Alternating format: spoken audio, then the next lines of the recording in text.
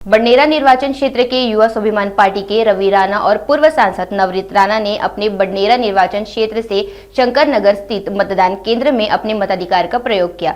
राणा दंपति दोपहिया वाहन से मतदान केंद्र पहुंचे। उन्होंने ये दो अपील की है कि सभी लोग मतदान करें, लोकतंत्र को मजबूत करें। उन्होंने भरोसा जताया है कि इस बार फिर से महागठबंधन की सरकार आएगी।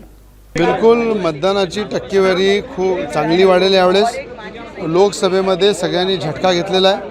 नवनीत राणा हारणं म्हणजे अमरावती जिल्ह्याचं नुकसान नाही, महाराष्ट्राचं देशामध्ये नुकसान झालेलं आहे की नवनीत राणासारखा उमेदवार, नवनीत राणासारखा चेहरा थांबणं हे मतदान कमी झाल्यामुळेच त्यांचा पराभूत झालेला आहे आणि ते भरून काढण्याचं काम यावेळेस मतदानाच्या माध्यमातून दिसेल।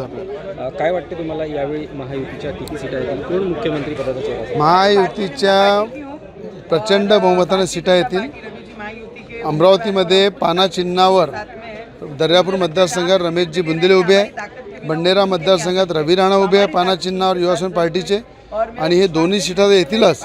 पण अमरावतीमध्ये प्रचंड बहुमताने कमळ खिलेल आणि बहुमताने सरकार हे बनेल।